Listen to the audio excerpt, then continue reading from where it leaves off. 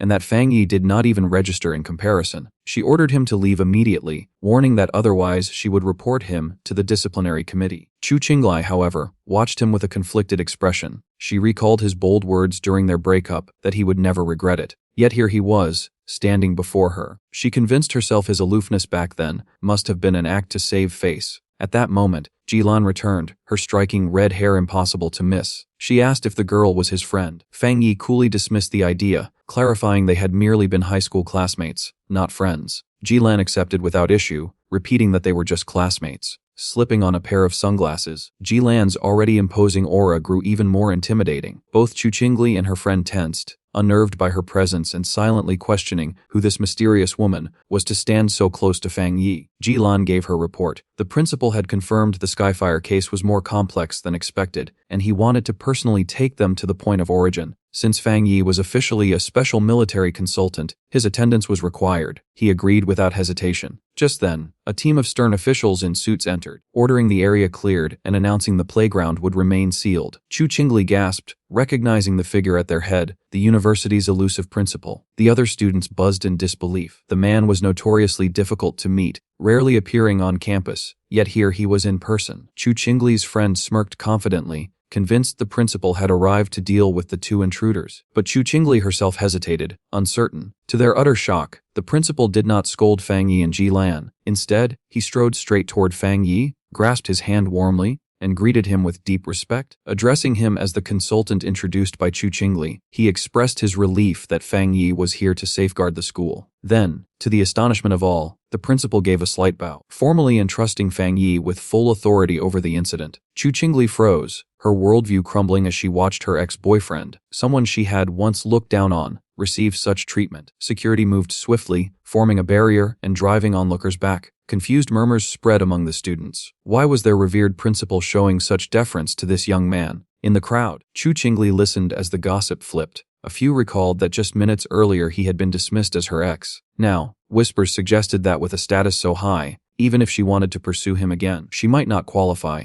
And through it all, one detail cut the deepest. Fang Yi never once looked in her direction. Not a word, not a glance. She was left standing alone, completely ignored. At Qingcheng University's North District, the principal guided Fang Yi and Ji Lan toward the site of the anomaly. On the way, he recounted the chain of events, starting with the Golden Sun incident, which he had believed marked the end of their troubles. Unfortunately, just a few nights earlier, a fire had erupted on one of the playgrounds. It was so fierce that even the fire department failed to extinguish it. Thankfully, the blaze broke out at night, when no students were present, allowing the school to seal off the area without casualties. The principal's expression grew grim as he went on. One fire might have been dismissed as an accident, but then 2 more playgrounds also caught fire. He confessed that he had personally witnessed a crimson flame descend from the sky and hover in the air, a clear indication of something supernatural. While the later fires were eventually put out, one remained stubbornly untamed. As they approached the final site, Fang Yi caught the sharp, suffocating stench of something still burning. Soon, they arrived at a basketball court where a single hoop burned endlessly with a violent, unquenchable flame. The principal confirmed this was the source, the fire that simply refused to die. As the 3 of them observed the scene, Ji Lan glanced at the device on her wrist. The display showed a reading of 11. She explained to Fang Yi that it was a basic detector for spiritual anomalies. Anything above 10, she clarified, was classified as a catastrophe for ordinary people and required immediate lockdown. Then, without warning, the device started flashing and beeping furiously. The reading shot up to 60. Ji Lan gasped, raising the alarm. In a panic, she warned the principal that if the energy continued to rise, it would not just threaten the university, but endanger the entire city. She insisted they needed to deploy an elite team of pioneers right away to contain the anomaly. But before any plan could be carried out, Fang Yi moved. Without saying a word, he vaulted over the chain link fence, disregarding the no-entry signs, and walked straight into the blaze. Flames instantly swallowed him as Ji Lan and the principal watched in horror. At that exact moment, Ji Lan's device spiked once more, now displaying an astonishing 110. She cried out that the anomaly had just escalated to S level. The principal, overwhelmed, demanded to know what they could possibly do now that Fang Yi was inside. Ji Lan could only stare into the inferno, stunned by his recklessness, murmuring that not even the strongest fighters from the Forbidden Zones would dare to enter such a lethal area alone. Yet, inside the flames, Fang Yi stood completely untouched. His figure was calm and unshaken amid the inferno. He knew that just as his yang attribute had once shielded him from divine thunder, it now guarded him from the skyfire. But another issue quickly revealed itself. His protective energy prevented the flames from harming him, but it also blocked him from directly contacting the core flame, which meant his system could not activate to create a new technique. Realizing his protection was both a blessing and a curse, Fang Yi knew he had to reach the heart of the fire. He watched as the flames coiled around the basketball hoop like a massive fiery dragon, and he understood that its core lay within. With no hesitation, he readied himself to confront it as the dragon of fire lunged at him with a deafening roar. In a daring gamble, he deactivated his Golden Sun protective aura, leaving himself completely exposed. The skyfire surged over him instantly, wrapping him in a storm of raw, searing energy. Pain tore through his body, but Fang Yi gritted his teeth, forcing his hand forward. He was determined to touch the flame's very core. His reckless choice paid off. The instant his hand connected with the source, the system triggered, confirming the detection of the skyfire's powerful fluctuations. Despite the agony, a fierce grin spread across his face. He marveled at the might of the skyfire, realizing that its will was even more forceful than the desolation attribute he had recently absorbed. With unshakable resolve, he swore to take this power into himself, no matter the cost. The system began its final calculations and successfully compiled the data. With a triumphant smirk, Fang Yi knew he had succeeded. A new system window appeared, declaring his reward the Skyfire attribute technique, the 9-dragon Skyfire sealing art, a power designed to purge evil and bind all demons. As he grasped the technique, the raging flames bent to his will, coiling around his arm like a subdued dragon. The system confirmed that the technique was fully compiled and available for immediate use. Channeling his will, Fang Yi began the final step, extracting the Skyfire itself, drawing its essence into his body. His eyes glowed with a crimson light as fiery markings etched themselves across his face, a visible sign of the transformation. With his hands forming a seal and his burning gaze fixed forward, he invoked his new technique, the 9-dragon Skyfire sealing art. Chains of glowing red light burst from his back, surging into the inferno. Outside the barrier, Ji Lan and the principal could only watch in awe. Ji Lan instantly recognized the aura. It was unmistakably the power of sealing. She recalled seeing a high-ranking pioneer once suppress a forbidden land with a similar aura, though Fang Yi's method was different. At his command to shrink, the crimson chains constricted, pulling with immense force. They dragged all the wild Skyfire together, compressing it into a single blazing orb of bound energy. Fang Yi caught the chained sphere of fire, the sealing complete. The orb slowly descended, settling gently above the basketball hoop. Landing softly, Fang Yi turned to the others and explained that he had sealed the skyfire temporarily. He warned them not to unseal the playground or allow repairs nearby, as this would prevent the flames from spreading further. The principal immediately agreed, assuring him the playground would remain closed. Ji Lan, however, continued to study Fang Yi intently, her expression unreadable. The principal, deeply impressed, praised Fang Yi for his skill and humor, and offered any assistance he might need in the future. Ji Lan suddenly cut in, saying she needed to speak privately with Fang Yi. The principal excused himself with a smile, leaving them alone. As soon as he was gone, Ji Lan turned to Fang Yi, her voice serious. She told him he had concealed his true abilities well. Fang Yi tried to brush it off lightly, saying the skyfire was indeed difficult to handle, but she pierced through his act with a sharp look. She told him to stop pretending, making it clear that she was not referring to the fire, but to his terrifying talent and hidden strength. Then, softening her tone, she admitted it was natural for pioneers to keep secrets, especially someone as extraordinary as him. Fang Yi remained quiet, his expression calm. Her words became more solemn as she went on. She warned him of the coming chaos, a time of great upheaval when the Zio nation would urgently need talents like him. She made it clear just how important his power was. Once spiritual energy fully revived, someone like him would be comparable to a modern nuclear weapon. Because of this, she said, every major force from the forbidden military regions to the Spiritual Energy Association would compete fiercely to recruit him. High-ranking officials would personally approach him with offers beyond imagination. She admitted her own motives as well. If he were to join her military unit, it would be an enormous advantage and secure them a powerful ally. She urged him to start considering his options now, so he would not be caught off guard when the time came. Fang Yi stayed silent for a while before asking why both she and Wenglong had been reluctant to invite him into their own forbidden zone, acting almost as if they were not worthy of him. Ji Lan explained it was because of another legendary military region, a unit so overwhelmingly powerful that she believed he would naturally gravitate toward them instead. A faint smirk appeared on Fang Yi's lips as he asked if she meant one of the top-level forces. Ji Lan confirmed it, though she admitted she had little personal contact with them. She only knew they were extremely active lately, so much so that even other military zones were feeling the strain of their operations. Changing the subject, she suggested they head out, as the principal had invited them to the university cafeteria. Fang Yi silently reflected as they walked. Even the nation's most formidable forces were clearly struggling with something. Ji Lan's words implied that terrifying anomalies far beyond the reach of ordinary pioneers were already appearing. He realized that those fighting at the front lines must include spirit creation realm cultivators like himself, and perhaps even beings more powerful. A wave of urgency washed over him. The day of full spiritual energy revival was drawing near, and his own preparations were far from complete. His thoughts then shifted back to the power he had just obtained. The skyfire was chaotic, destructive, and utterly relentless, leaving nothing behind. It was the perfect weapon against anomalies capable of endless regeneration. Then, inspiration struck. The wild nature of skyfire matched perfectly with his crimson flame blade technique. He imagined infusing his sword with this new energy, and realized it would elevate his combat ability to a whole new level. To test out his newly gained powers, Fang Yi made his way to the back mountain, a place he often used for personal training. But upon arrival, he was surprised to find the path blocked off by a large warning sign declaring the mountain dangerous and strictly off limits. He frowned, wondering who could have done such a thing. There had not been any monsters in the area recently, and it was far too soon for the military to have discovered his usual training spot. After some thought, he concluded that only the Spiritual Energy Cultivation Association would know his habits well enough to arrange something like this. They had clearly sealed off the mountain as a way of granting him a private training ground, hoping to earn his favor. With a faint smile, he decided to accept their goodwill. His thoughts were quickly interrupted when his sharp senses picked up an intruder. Someone or something had managed to sneak into the mountain. The aura was familiar, similar to what he had felt at the factory, though not nearly as strong. Hidden among the dense trees, a huge monkey-like beast with glowing red eyes silently observed him. Fang Yi noted the creature's intelligence as it did not charge recklessly, instead cautiously testing his strength. With his sword already humming with energy, he decided it was the perfect chance to display his new power. A system prompt appeared before him, asking if he wished to infuse his Tang sword with the newly obtained Skyfire attribute. The description reads Skyfire, a blazing light element, highly effective in purging evil. With firm resolve, Fang Yi chose yes. Instantly, his blade erupted in a towering column of crackling fire. A smirk spread across his face. He was eager to see what would happen when he combined the boundless force of Skyfire with his crimson flame blade technique. The mutant beast would serve as his first test test subject. With a single motion, Fang Yi unleashed a raging firestorm. The monster's eyes widened in terror as it was swallowed by the inferno, screeching in agony. Standing calmly in the middle of the flames he had summoned, Fang Yi tested the results. The power was astonishing. His strikes were now 2 or even 3 times stronger than before. More importantly, the flames did not harm him. He ran a hand over the fire blade, surprised to find it cool to the touch. Just then, he sensed movement. The creature had survived and was trying to flee. With a determined glint in his eyes, he gave chase, curious to see what else it was capable of. Meanwhile, deeper in the same forest, a young woman with curly red hair was live streaming with her phone fixed to a selfie stick. Boasting to her viewers, she claimed she was not a fraud, just blessed with incredible luck, and amazing content always seemed to fall into her lap. Her audience remained skeptical. One commenter mocked her, daring her to prove her luck by filming the rumored skyfire at Ching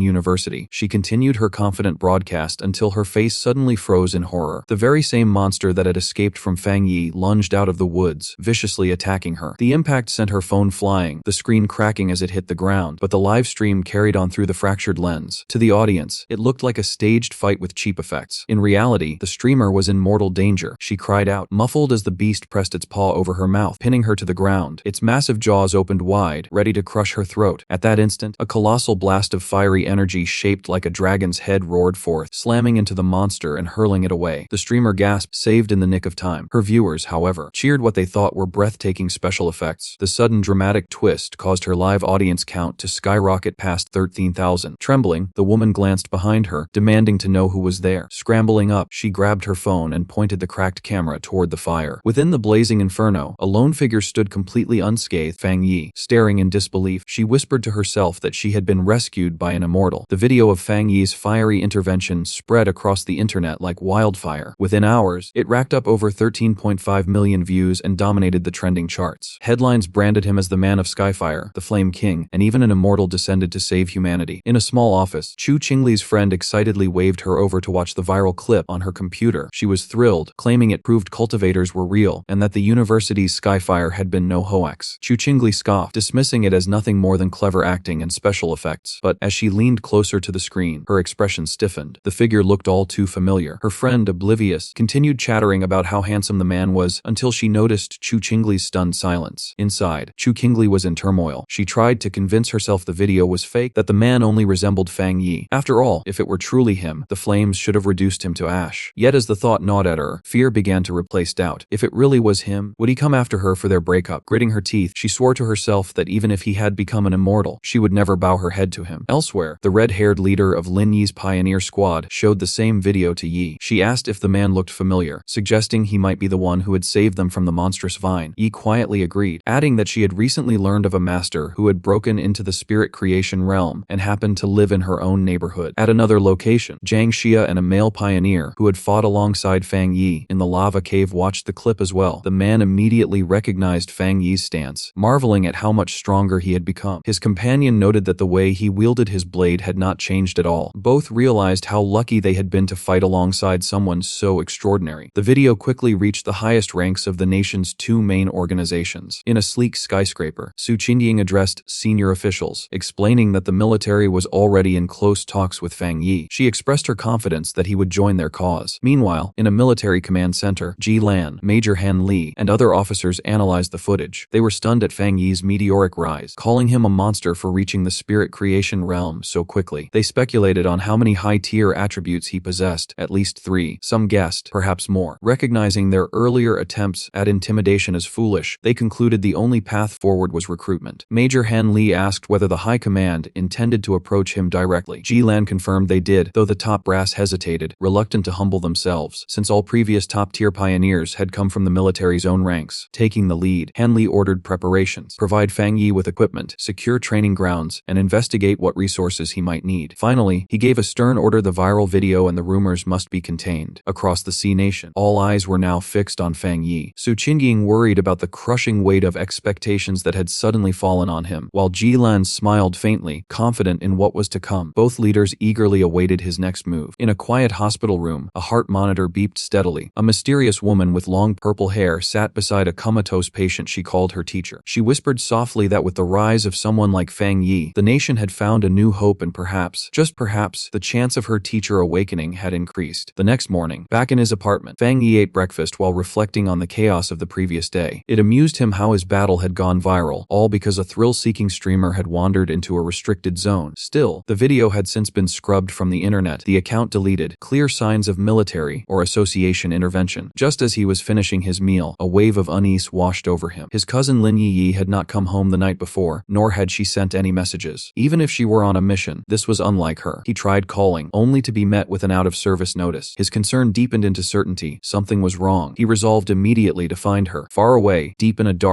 mist forest, Lin Yi and the red-haired leader of her pioneer squad wandered helplessly, lost and exhausted. The leader asked how long they had been trapped. Lin Yi guessed nearly 10 hours, though she had long lost track of time. Bloodied and battered, the leader apologized, blaming herself for dragging Lin Yi into the mess. She admitted she thought they were merely investigating an odd phenomenon. As she spoke, she clutched her side in pain. Lin Yi firmly told her to stop apologizing, insisting that her own lack of strength was the real issue. She urged her leader to conserve her remaining energy and stay vigilant. Even as she tried to stay strong, Lin Yi could not help but think back to the overwhelming master she had witnessed. If only she had a fraction of his power, she could save them. Their grim conversation was suddenly cut off as a massive, shadowy beast emerged from the fog behind them, its red eyes glowing, its spiked frame radiating menace. From the fog, the shadowy monster lunged forward, its claws swiping toward the red-haired leader. Acting with lightning reflexes, Lin Yi shoved her companion aside, shouting a warning as she did. In the same instant, she released a surge of blue spiritual energy from her palm, shaping it into a radiant blade of light that severed the creature's head in one clean strike. But as they scrambled back to their feet, more zombie-like figures emerged from the mist. Lin Yi's eyes widened with horror as she realized these were not ordinary monsters. They were the reanimated corpses of people who had once been trapped here and met their end. When one was destroyed, it melted into black mist. Lin Yi explained that the real monster was toying with them, turning its victims into these ghastly puppets. The red-haired leader added grimly that their attacks were useless against the mist itself, while their spiritual power was draining away with every strike. Worse still, the true enemy remained unseen. Soon, they became aware that they were inside a conjured illusion, a gray swirling void where the foe seemed untouchable. It was clear, the creature was stalling, waiting for them to exhaust themselves. Sweat trickled down the leader's face as the weight of their desperate situation sank in. Then, with a violent tear, the sky above ripped open, revealing a massive blood-red eye staring down. The grotesque eyeball pulsed with flesh, bubbling and splitting into countless slimy, smaller eyes. Furious and panicked, the red-haired leader slashed wildly, cutting down several of the flying orbs. Lin Yi, however, sensed a sinister change in the monster's aura and shouted for caution. Finally losing its patience, the giant eye discharged a devastating beam of red energy. Lin Yi quickly raised a crystal barrier, barely holding off the blast. The force shattered her defense, leaving her isolated, surrounded by swarms of glowing red eyes in crushing darkness. Despair gripped her as she wondered if this was her end. Black tendrils wrapped around her, eating away at her body. Her leader's voice was gone, both of them swallowed by shadow. Regret surged through her as she admitted to herself that her arrogance had led them here. She thought of the future she would never see, the promised era after the great spiritual revival, and wept at the thought she would not live to witness it. Tears streamed as she reached out one last time into the abyss, surrendering to the endless red eyes. At that very moment, the darkness split apart in a thunderous explosion of blue light. A figure stormed through the shadows, cloaked in crackling energy. It was Fang Yi, his glowing eyes filled with power. He muttered that he had barely arrived in time. Lin Yi, stunned and trembling, gasped his name, recognizing her cousin through her tears. In a flash of divine thunder, Fang Yi obliterated the shadowy domain. He landed gracefully in the restored forest, lightning still dancing across his hand. Both his cousin and the unconscious leader were saved. For Lin Yi, the revelation was shattering. The lazy, ordinary cousin she knew was actually a pioneer of immense strength. But the danger was not over. The true anomaly finally revealed itself, a grotesque orb of flesh riddled with countless eyes, looming from behind Fang Yi. Lin Yi snapped from her daze and shouted a frantic warning. Fang Yi did not flinch. Golden flames of skyfire ignited in his hand as a confident smile tugged at his lips. This was the perfect chance to test his new power. With a leap, he unleashed his crimson flame blade, now amplified by skyfire's inextinguishable force. The monster shrieked in agony as divine fire consumed it, burning until nothing remained. Afterward, the red-haired leader regained consciousness, finding herself and Lin Yi inside a protective circle of fire. Terrified, she asked if they had perished and been dragged into hell with the monster. Lin Yi, calmer now, reassured her that they were still alive. The leader blinked in disbelief before asking who had saved them. Fang Yi approached casually, smiling as the flames died out, remarking that the problem was solved, and, with perfect nonchalance, reminding them they had not eaten breakfast yet. The leader froze, then her eyes widened in recognition. She leapt to her feet ecstatic, pointing at Fang Yi and declaring he was the same man who had once saved them in Yang Ho Town from the death vine. Fang Yi raised an eyebrow, surprised he had been recognized so quickly. Lin Yi, overwhelmed, turned to her leader in shock. Was the legendary fire user who felled the vine truly her cousin? The leader, equally stunned, asked how such a supermaster could possibly be related to the cousin Yi had always described as an ordinary slacker. Fang Yi scratched his head awkwardly. Still buzzing, the leader grabbed Yi's shoulders, reminding her this was the same savior who cut down the vine with a single, unforgettable strike. Lin Yi's mind spun. Her cousin was indeed the fire wielder, yet moments ago he had unleashed terrifying thunder energy that meant he possessed dual, high-grade attributes. Then another thought struck her. She remembered the massive spiritual disturbance in her neighborhood, signaling a breakthrough to the legendary spirit creation realm. Could that too have been Fang Yi? Before she could spiral further, Fang Yi confirmed it. Yes, everything was his doing. Then he shifted the conversation back to the dark anomaly, scolding them for underestimating such a threat. Why had only two of them come? Where were their teammates? The red-haired leader explained that one was sick at home, another tied to a difficult mission, and that their squad did not always operate as a full unit. Lin Yi admitted the truth. It had been her recklessness. Fresh from her breakthrough, she had wrongly believed she could manage it alone. Fang Yi listened carefully, recalling the infighting he had witnessed in their group before. But now he noticed something different. The leader, once critical of her squad, was defending them to an outsider. He saw her loyalty, and he realized his cousin likely sensed the same instability within the team. With his secret revealed to two people he trusted, Fang Yi finally made an offer. He asked the two women if they wanted to join forces with him. Both were momentarily speechless before the red-haired leader burst with joy. She clasped her hands together, thrilled at the thought of partnering with such a master, calling herself lucky to benefit from Yi's family ties. For Lin Yi, the moment cut deeper. She understood now that her cousin had known her secret all along, quietly watching over her without ever asking for anything. On her lonely cultivation path, she finally had family she could lean on. Tears welled in her eyes, but this time from gratitude. She wiped them away, flashed a bright smile with a peace sign, and promised her cousin she would cook him 2 extra eggs for dinner. At that moment, her phone buzzed. It was a notification from Sister Jialan, the enigmatic powerhouse of their pioneer group. A new mission had been posted, a high-risk retrieval task in the extreme dark zone, tied directly to dark energy. The message came with a stern warning. Think carefully before signing up. Fang Yi asked if they knew about the area. Lin Yi explained it was a border zone forbidden by the Z Nation. The concentration of dark energy there was so immense that even seasoned pioneers avoided it, and the strange anomalies plaguing their city were often traced back to leaks from that forbidden place. Past government expeditions had ended in catastrophe. Intrigued, Fang Yi suggested they give it a try and asked Yi to message Jialan for specifics. Yi shook her head, saying Jialan was famously tight-lipped. Fang Yi thought otherwise. For someone to issue missions in such a top-secret location, she had to be either a rogue defying the authorities or a high-ranking insider. He believed the latter. Still doubtful, Yi used her online alias, Fang Heju, to message Jialan, expressing interest. To their shock, Jialan responded in rare detail. The target was a shuzai flower. She warned that while the rewards were immense, the dangers were tied entirely to the dark attribute and were far beyond anything they had faced. She advised pioneers to form teams before attempting it. The women were stunned by her unusually thorough reply. Then, a second message arrived, even more direct. Jialan warned that the mission might involve an S-level anomaly with an extremely high mortality rate. She urged them to reconsider, but ended with one final piece of advice. If you have a strong and trustworthy pioneer to rely on, it is not too late to sign up. Elsewhere, the purple-haired woman from the hospital, revealed as Jialan, strode down a corridor flanked by guards. Checking her phone, she thought that she had done all she could. The choice now lay with him. Back in the park, Fang Yi smirked. He saw through the subtext immediately. This was not a warning. It was a challenge directed at him. I know who you are. I know you will not resist. I am daring you to come. Fang Yi was certain the mission was crafted specifically for him. Looking out at a vision of the desolate, extreme dark zone, he found himself intrigued. Without hesitation, he decided he would indeed make the journey. If you're excited for the next part,